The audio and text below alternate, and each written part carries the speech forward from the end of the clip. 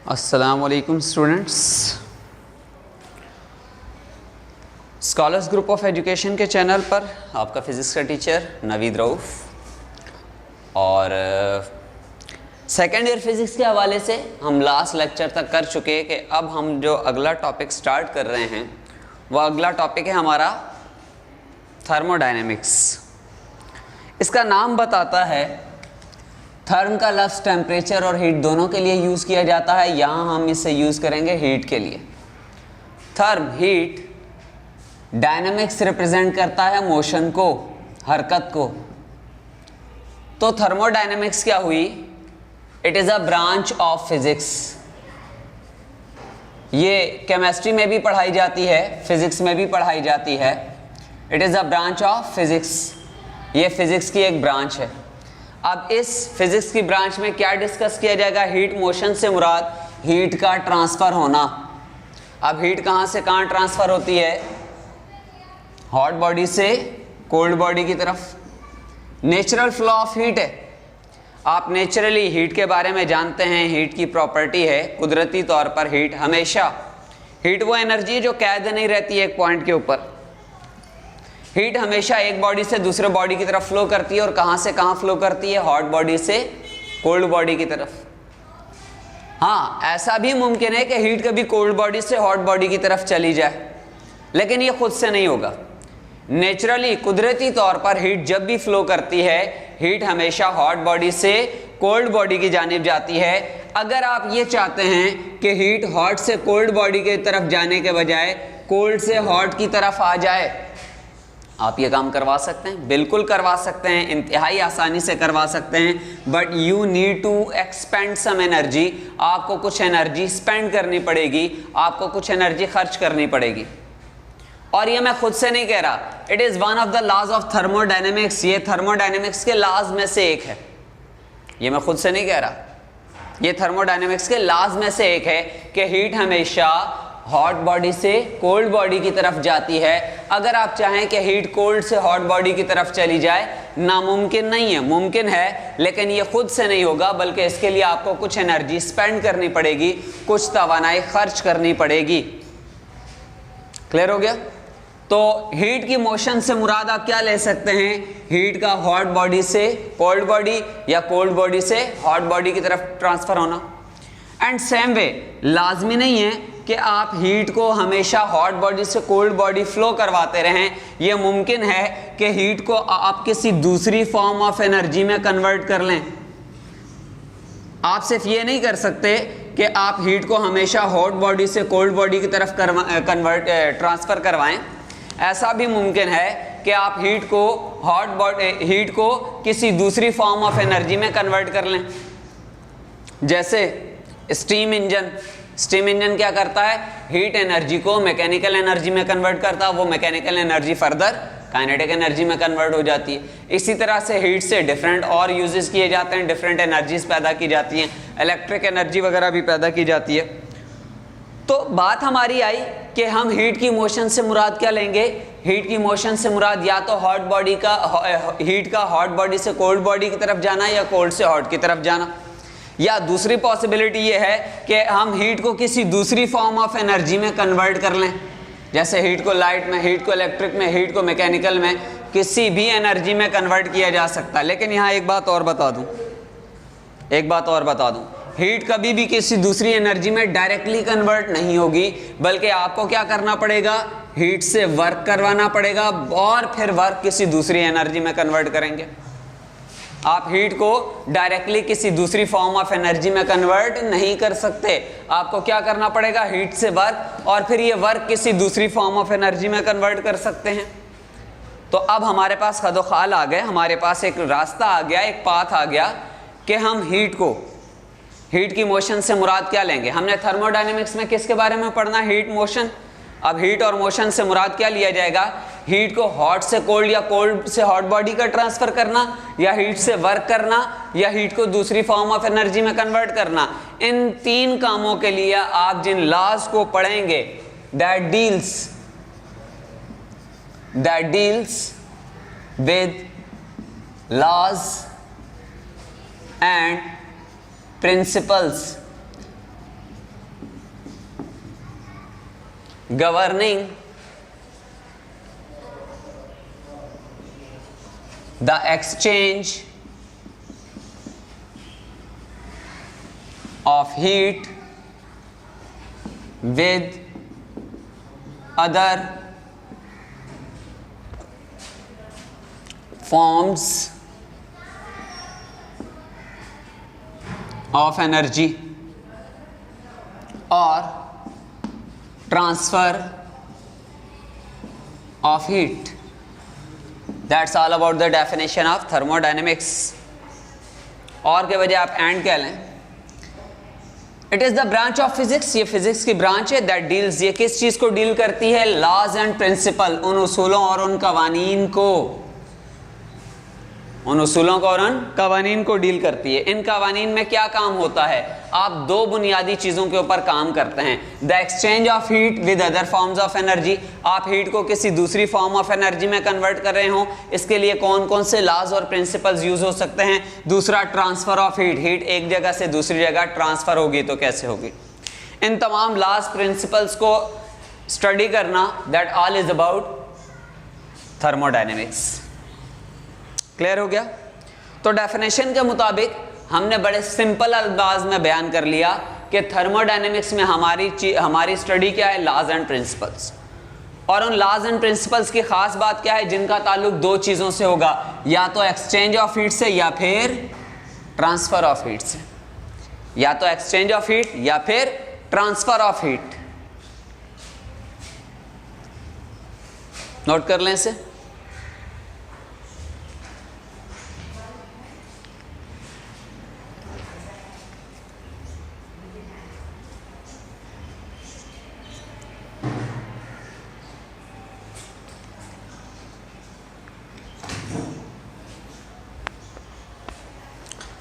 After that अब हम thermodynamics के जिन लॉज के बारे में पढ़ेंगे, जिन कवानीन के बारे में हमने पढ़ना है, what are the laws that govern, that explain the transfer and exchange of heat. वो कौन से कवानीन हैं जो हीट के ट्रांसफर या हीट के एक्सचेंज को डील करते हैं?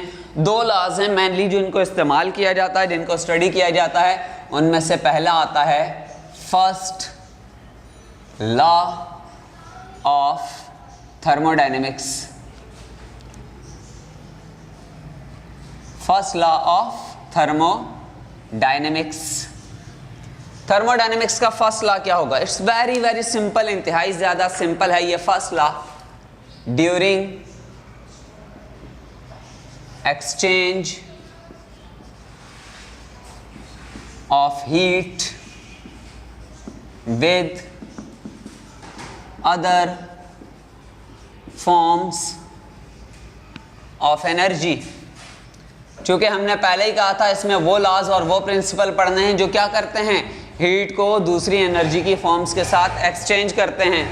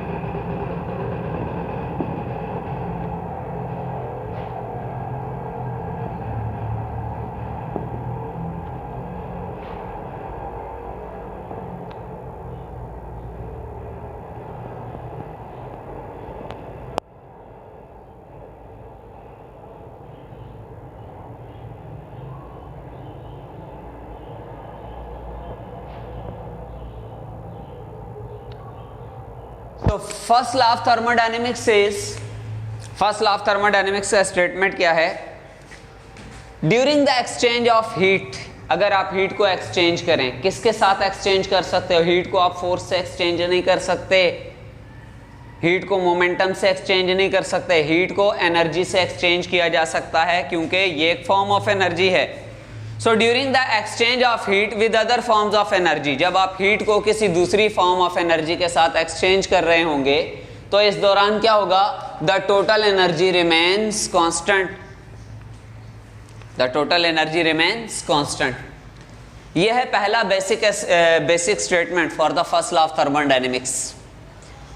जब आप हीट को किसी दूसरी फॉर्म ऑफ एनर्जी के साथ एक्सचेंज कर रहे होंगे तो एक्सचेंज के इस अमल के दौरान, हीट के दूसरी फॉर्म में एक्सचेंज के दौरान total energy remains constant, total energy रहेगी कांस्टेंट। और वाइस वर्सा, दूसरे अल्फाज में, वाइस वर्सा तो नहीं है, आप इसको एक और अंदाज में भी एक्सप्लेन कर सकते हैं। अभी थोड़ी देर पहले बताया था हीट किसी भी दूसरी एनर्जी में डायरेक्ट कन्वर्ट नहीं होती, बल्कि हीट पहले कन्वर्ट होती है वर्क में, फिर वो वर्क कन्वर्ट होता है दूसरी एनर्जी में। So in other words we can say during the exchange of heat with work, क्योंकि हीट दूसरी एनर्जी में डायरेक्ट कन्वर्ट नहीं होती, हीट पहले वर्क में फिर वर्क से दूसरी एनर्जी, तो इन फैक्ट आप हीट को इन बेसिक आप हीट से वर्क करवा रहे होते हैं। जब आपने हीट को किसी दूसरी फॉर्म ऑफ एनर्जी में कन्वर्ट करना होता है तो आप उसमें वर्क करवा रहे होते हैं। So during the exchange of heat with work, या तो आप कहें heat exchange of heat with other form of energy, या दूसरे अल्फाज में आप कहेंगे during the exchange of heat with work. जब हीट वर्क के साथ एक्सचेंज हो रही होती है, यानी या तो हीट को वर्क में कन्वर्ट किया जाए या वर्क को हीट में कन्वर्ट किया जाए, या हीट से वर्क करवाया जाए या वर्क से हीट पैदा की जाए, देयर टोटल सम। अब चूंकि आप हीट को एनर्जी के बजाय वर्क के अल्टरनेट फॉर्म में ले रहे हैं, there total sum means the sum of heat and work will remain constant. That was the statement of first law of thermodynamics. ये कोई नई चीज नहीं है, it is basically an amended form of the law of conservation of energy. आप देख सकते हैं कि ये बुनियादी law of conservation of energy ही लिखा गया है, it's nothing new. Law of conservation of energy है, बस थोड़ा सा चेंज किया गया। क्या चेंज किया गया? Law of conservation of energy से energy can neither be created nor destroyed. आप एनर्जी पैदा नहीं कर सकते, आप एनर्जी को डिस्ट्रॉय भी नहीं कर सकते। तो फिर आप कर क्या सकते हैं? You can only convert one form of energy into other form of energy. आप सिर्फ एक एनर्जी को दूसरी एनर्जी में कन्वर्ट कर सकते हैं, बट प्रोवाइडेड आप बिला वजह कन्वर्ट नहीं कर सकते। उसके लिए शर्त होगी the total energy remains constant, जो टोटल एनर्जी होगी वो कांस्टेंट होगी, जो टोटल एनर्जी होगी वो कांस्टेंट होगी। अब अगर मैं इस बात को सामने रख लूं तो इस बात के लिहाज से मैंने क्या किया, law of conservation of energy में कह रहे थे कोई भी एक एनर्जी किसी भी दूसरी एनर्जी में कन्वर्ट की जा सकती है। अब मैंने क्या कर दिया, अगर मैं एक तरफ एक एनर्जी कांस्टेंट कर दूं और वो एक एनर्जी है heat, law of conservation of energy कहता है किसी एक एनर्जी को किसी दूसरी एनर्जी में कन्वर्ट किया जाए, और फर्स्ट लॉ ऑफ थर्मोडायनेमिक्स कहता है एक एनर्जी हीट लाजमी होनी चाहिए। मतलब आप हीट को किसी दूसरी एनर्जी में या किसी दूसरी एनर्जी को हीट में कन्वर्ट करते हैं, इस सारे अमल के दौरान जब आप टोटल एनर्जी निकालेंगे तो वो कांस्टेंट, वही चीज़ जो दूसरी एनर्जी है उसकी जगह अगर मैं वर्क लगा दूं, तो ये दो स्टेटमेंट्स हैं फर्स्ट लॉ ऑफ थर्मोडायनेमिक्स के। इसके बाद बारी आती है how do we explain mathematically. ये मैंने स्टेटमेंट लिखा, ये मैंने थ्योरेटिकल स्टेटमेंट लिखा है। मैं यहाँ से आगे चलूँगा, मुझे इसकी इक्वेशन की फॉर्म, क्योंकि फिजिक्स में हर चीज़ को बयान करने के तीन तरीके होते हैं, एक थ्योरेटिकल एक्सप्लेनेशन है, दूसरा मैथमेटिकल है और तीसरा ग्राफिकल है। तो अब फर्स्ट लॉ ऑफ थर्मोडायनेमिक्स को ये जो मैंने एक्सप्लेन किया ये थ्योरेटिकल फॉर्म है। क्या मैं इस लॉ को इक्वेशन की फॉर्म में कन्वर्ट कर सकता हूँ, शो कर सकता हूँ? डेफिनेट सी बात है, ज़रूर किया जा सकता है, but that is a little bit different style. उसमें एक अलहदा स्टाइल, एक अलहदा चीज़ की ज़रूरत पड़ती है कि सवाल हमने यहाँ ये कहा फर्स्ट लॉ ऑफ थर्मोडायनेमिक्स के स्टेटमेंट में, during the exchange of heat with other forms of energies, आप हीट को किसी दूसरी फॉर्म ऑफ एनर्जी में कन्वर्ट करें।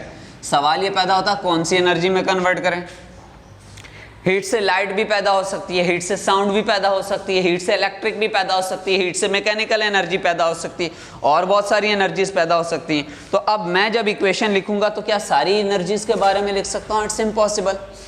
अब एक इक्वेशन के अंदर अगर मैं सारी एनर्जी शामिल करूं तो उसका मतलब है हीट के अलावा 14 फॉर्म्स ऑफ एनर्जी और हैं, तो मैं क्या 14 इक्वेशंस या ये 14 एनर्जीज को एक ही इक्वेशन में लिखूंगा? नहीं, हमें क्या करना पड़ता है, कोई एक पर्टिकुलर एग्जाम्पल केस लेना पड़ता है। तो हम यहाँ पर एक एग्जाम्पल केस स्टडी करते हैं। वो जो एग्जाम्पल केस होगा, हम इसको with the help of example इसकी एक एक्सप्रेशन बनाते हैं, द एक्सप्रेशन और the formula of first law of thermodynamics.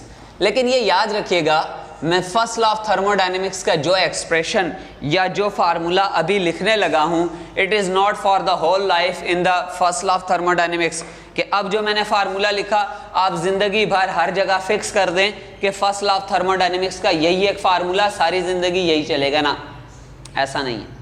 जो फार्मूला मैं लगाने लगा हूं that is only for one particular case, ये सिर्फ एक पर्टिकुलर केस के लिए है। और वो जो एक पर्टिकुलर केस है वो ये सिलेंडर पिस्टन वाला सिस्टम है। हमने एज्यूम कर लिया एक क्लोज्ड सिलेंडर पिस्टन सिस्टम। पहले जरा सिलेंडर एज्यूम करें। हमने यहाँ पर एक ऐसा सिलेंडर एज्यूम किया, एक ऐसा सिलेंडर सपोज किया, एक ऐसा सिलेंडर यूज़ किया जिसके अंदर कुछ बहुत बहुत ख़ास प्रॉपर्टीज़ हैं जो वैसे हकीकी दुनिया में आपको मिलेंगी कभी नहीं। They are only ideal conditions. What is that ideal condition? हमने सपोज किया एक ऐसा सिलेंडर जिसकी वॉल्स इंसुलेटर हैं, जिसकी दीवारें इंसुलेटर हैं, मतलब हीट इस सिस्टम के अंदर आए या बाहर जाए इन दीवारों के रास्ते नहीं आ सकती, ना जा सकती है। ये वॉल्स इसकी क्या है? इंसुलेटर। देन इसके अंदर हमने भरी आइडियल गैस, इसके अंदर हमने भरी आइडियल गैस, और इस आइडियल गैस को बंद करने के लिए, ताकि गैस इस सिस्टम से एस्केप आउट ना कर जाए, यहाँ से बाहर ना भाग जाए, बाहर लीक ना हो जाए, इसके ऊपर हमने रखा एक पिस्टन, और पिस्टन भी है इंसुलेटर। यानी हीट दीवारों के रास्ते तो आ जा नहीं सकती, हीट इस पिस्टन के रास्ते भी आ जा नहीं सकती। हीट ने अगर सिस्टम के अंदर आना है या सिस्टम में से बाहर जाना है तो उसका रास्ता ये दीवारें नहीं, ये पिस्टन नहीं। फिर ये मुमकिन है पिस्टन ऊपर या नीचे मूव करे तो रगड़ की वजह से हीट पैदा होकर ज़ाया हो, तो हम उसके साथ ये भी इजाफा कर देंगे कि जो पिस्टन हमने इस्तेमाल करना उसमें रगड़ कतन नहीं होगी। It will be a friction less piston. Piston होगा और इस पिस्टन में रगड़ कतन नहीं होगी, ये एक फ्रिक्शन लेस पिस्टन होगा, बेरगड़ पिस्टन होगा, इंतहाई आसानी से फ्रीली मूव कर सकता है अप एंड डाउन। ऐसा हो गया। देन इसके ऊपर हम कुछ वेट्स रखते हैं क्योंकि गैस का प्रेशर बढ़ेगा। ये भी मुमकिन है कि कहीं हम गैस का प्रेशर बढ़ाएं और पिस्टन एकदम से उड़कर ऊपर चला जाए, या पिस्टन की मूवमेंट ज़रूरत से ज़्यादा तेज़ हो जाए या ज़रूरत से ज़्यादा स्लो हो जाए। तो हम इसको क्या करते हैं, कंट्रोल करते हैं with the help of weights. लेकिन जो वेट्स हमने रखे वो भी सारे के सारे इंसुलेटर। अभी मैं first law of thermodynamics explain नहीं कर रहा। फर्स्ट लॉ ऑफ थर्मोडायनेमिक्स की इक्वेशन बनाने के लिए, एक्सप्लेन करने के लिए मैं जो चीज़ यहाँ पर इस्तेमाल कर रहा हूँ, जो सिस्टम इस्तेमाल कर रहा हूँ, उसको एक्सप्लेन कर रहा हूँ। एक सिलेंडर वाला सिस्टम है, इसको हम कहते हैं closed cylinder piston system.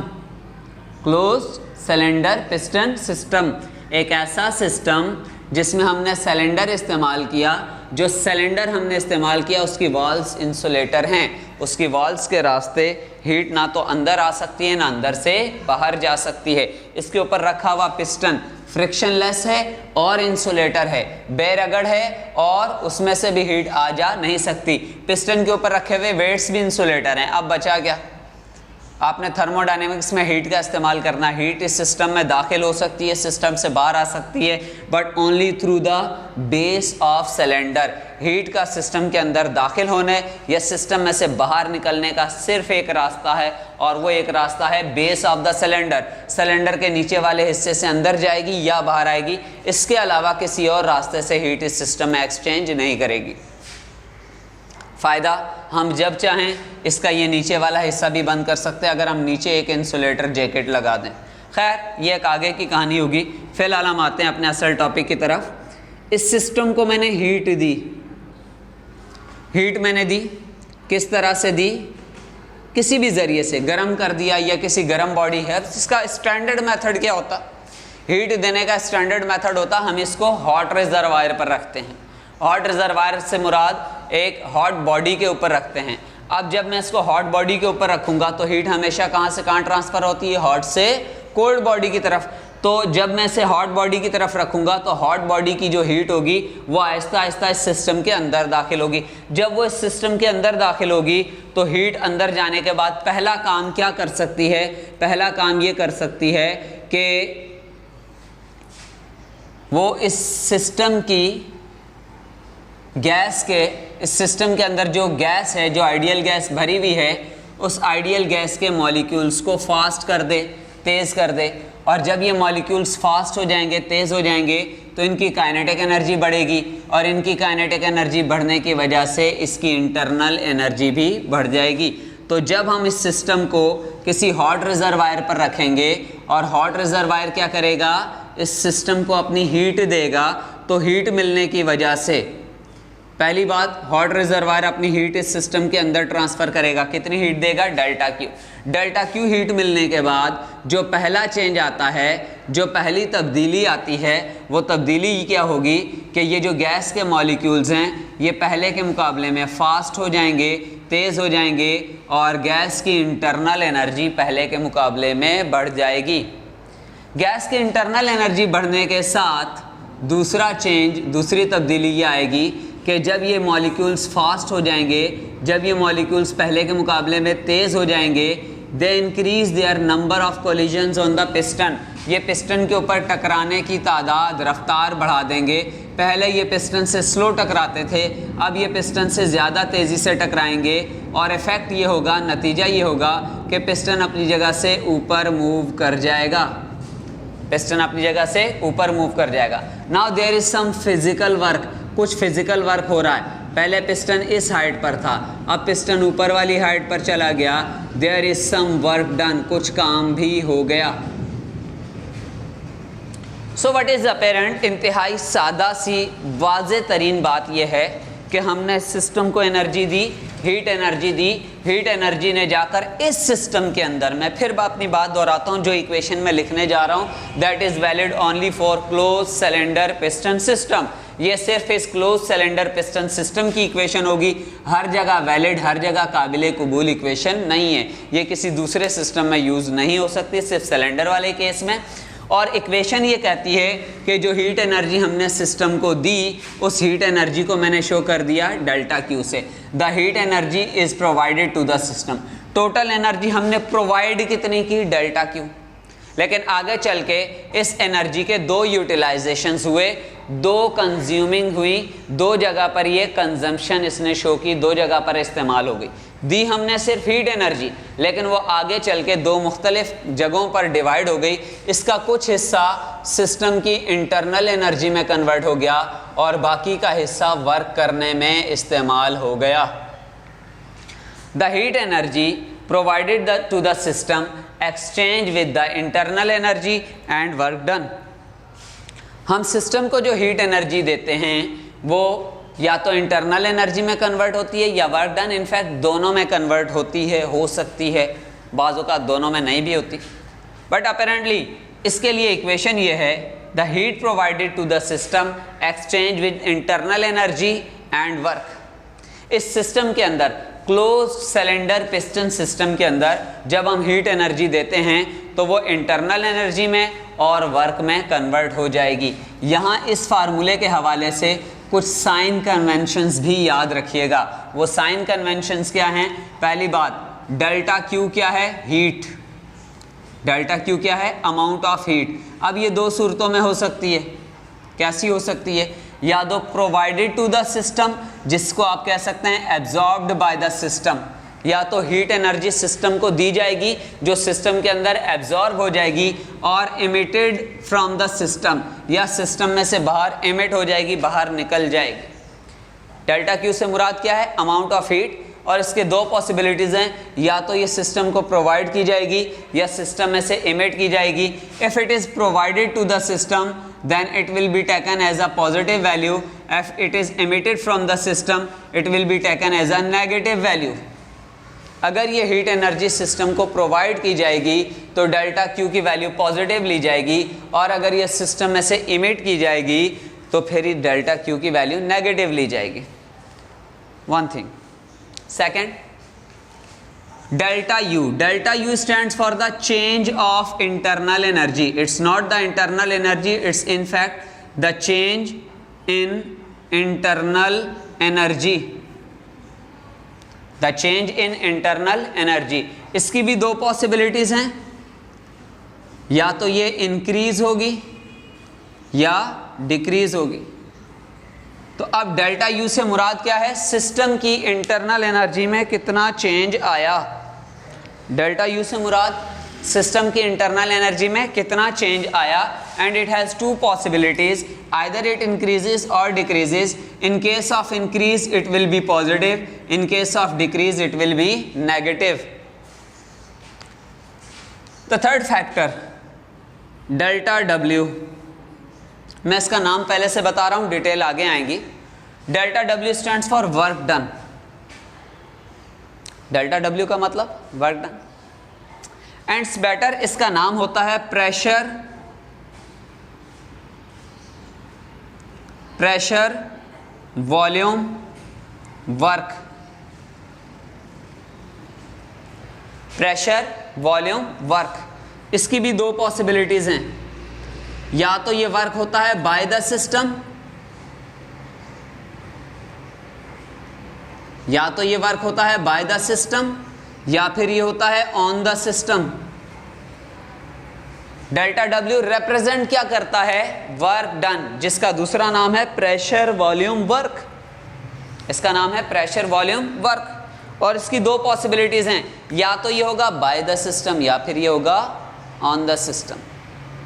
If it is by the system, it will be positive. If it is on the system, it is negative. If this work is, अगर ये वर्क है, वर्क डन, अगर ये by the system है तो ये positive, अगर ये on the system है तो ये नेगेटिव। by the system का मतलब होता है एक्सपेंशन। जैसे मैंने यहां पर लिखा, इस वक्त जो वर्क डन है ये कौन सा हो रहा है? By the system. गैस खुद वर्क करती है और पिस्टन को मूव करवा रही है, ऐसा वर्क डन। वो वाला वर्क जो एक्सपेंशन की सूरत में हो वो work done by the system लिया जाता है, और ये वर्क पॉजिटिव होता है। इन केस अगर ये पिस्टन नीचे आता, अभी एक्सपेंशन हो रहा है, बाय द सिस्टम है, अगर हम उल्टा सिस्टम के ऊपर प्रेशर बढ़ा दें, प्रेशर बढ़ाने की वजह से पिस्टन नीचे आए, तो ऐसी सूरत में हम कहेंगे work done on the system. जो कॉन्ट्रैक्शन की सूरत में आता है वो वर्क होगा ऑन द सिस्टम, ये कॉन्ट्रैक्शन की सूरत में आएगा। और अगर ये पिस्टन नीचे की तरफ आता है, कॉन्ट्रैक्ट होता है, then work done on the system negative लिया जाएगा। तो यहाँ तक बात समझ में आ गई। That was all about the first law of thermodynamics. अभी बात मैंने ख़त्म नहीं की, अभी ख़त्म नहीं की। मैंने फर्स्ट लॉ ऑफ थर्मोडायनेमिक्स को थ्योरेटिकल एक्सप्लेन किया, मैं फर्स्ट लॉ ऑफ थर्मोडायनेमिक्स की मैथमेटिकल इक्वेशन लिख रहा हूँ। Then still one thing is remaining. मैं पहले कह चुका कि किसी भी चीज़ को एक्सप्लेन करने के तीन मेथड होते हैं, theoretical, mathematical and the last one is graphical. मैंने फर्स्ट लॉ ऑफ थर्मोडायनेमिक्स के लिए थ्योरेटिकल स्टेटमेंट लिख दिया, मैथमेटिकल स्टेटमेंट लिख दिया, but still one thing is remaining, graphical representation. हम फर्स्ट लॉ ऑफ थर्मोडायनेमिक्स को ग्राफिकली कैसे एक्सप्लेन करेंगे, कैसे रिप्रेजेंट करेंगे। Graph for the first law of thermodynamics.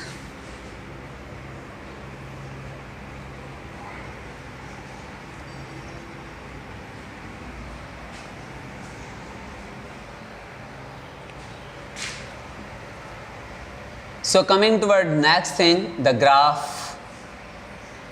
अब इस वक्त मैं जो ग्राफ ड्रॉ कर रहा हूं that is for first law of thermodynamics. First law का ग्राफ कैसा होगा, फर्स्ट लॉ ऑफ थर्मोडायनेमिक्स का ग्राफ कैसा होगा? सबसे पहले इसका नाम सुन लीजिएगा, it is called a PV diagram.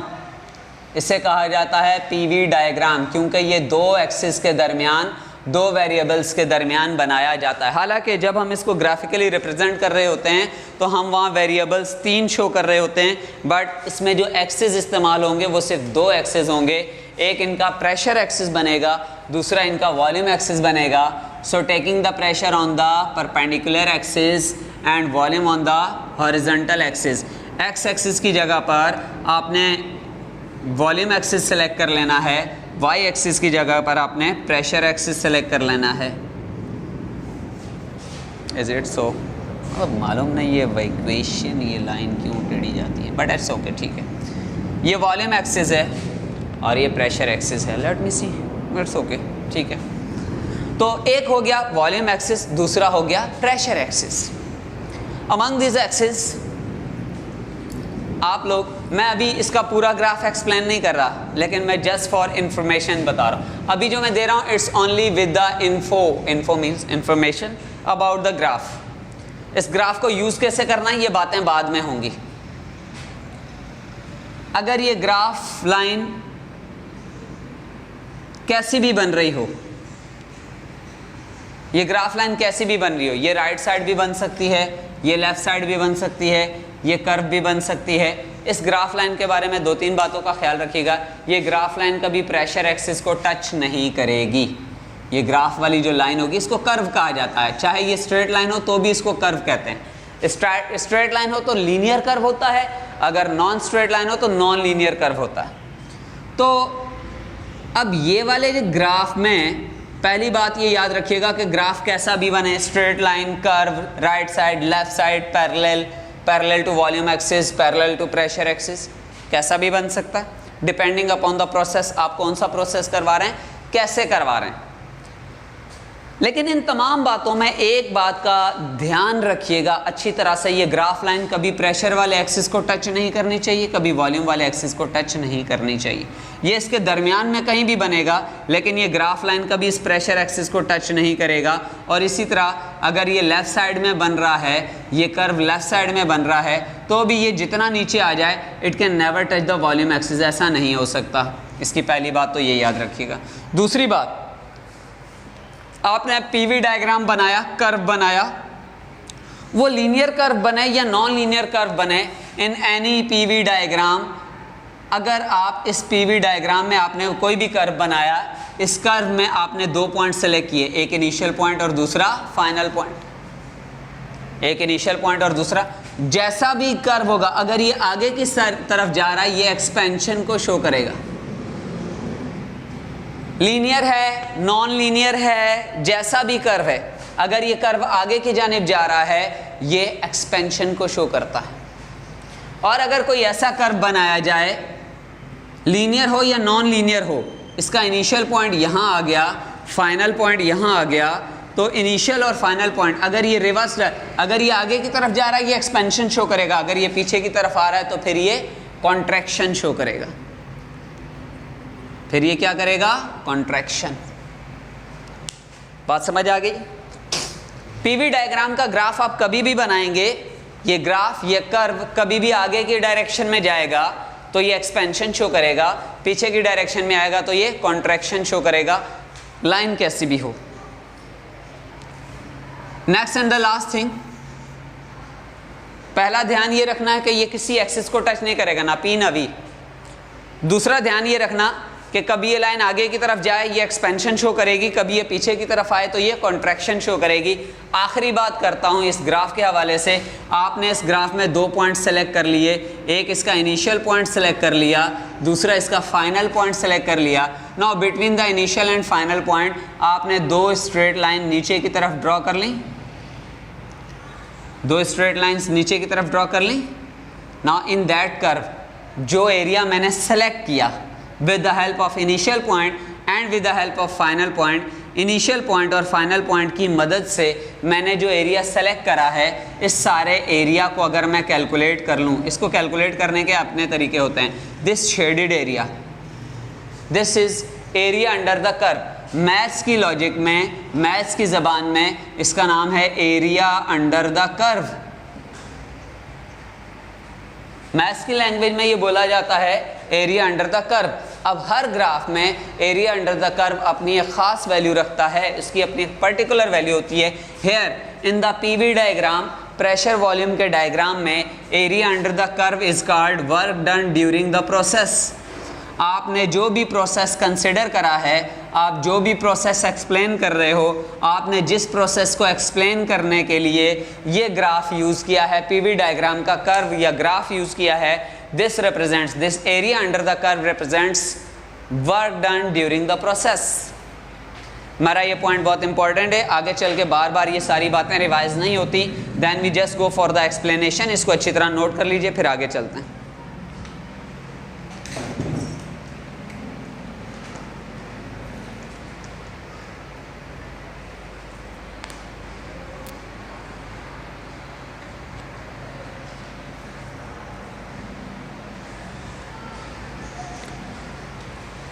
Note कर लिए बच्चे? Okay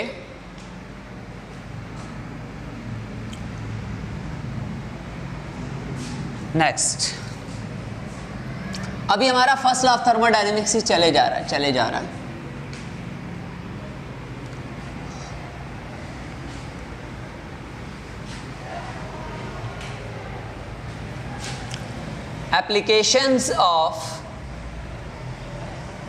applications of first law of thermodynamics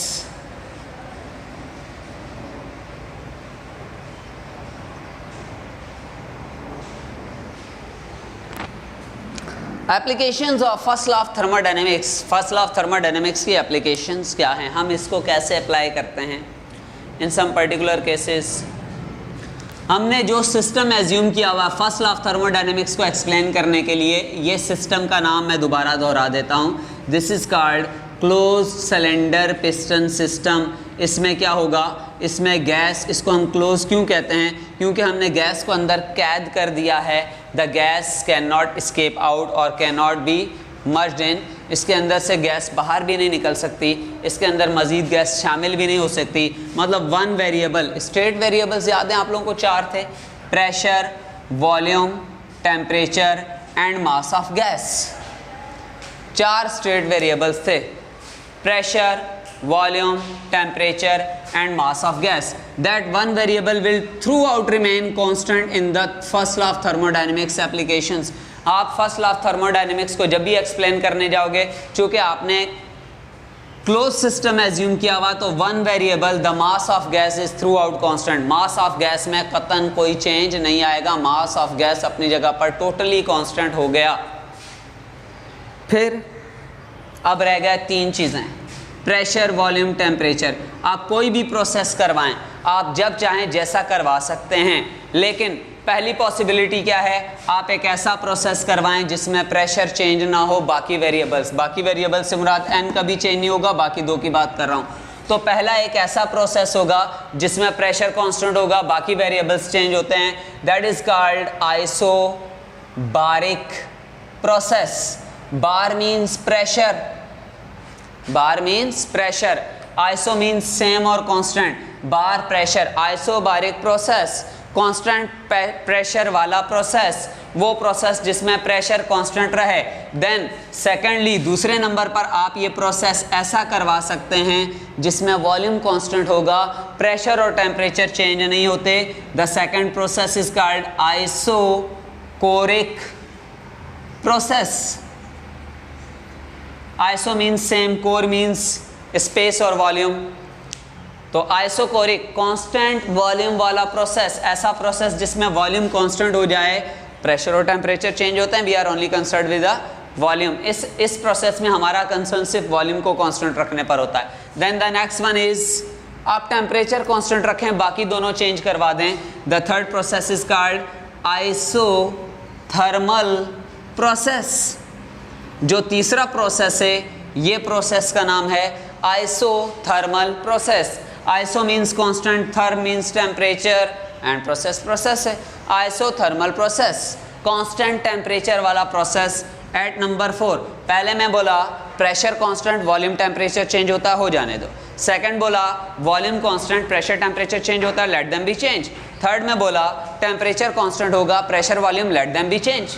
eight the last आप ऐसा प्रोसेस करवाओ कोई भी कांस्टेंट नहीं होगा, the all values all variables will change, this time it will be an adiabatic.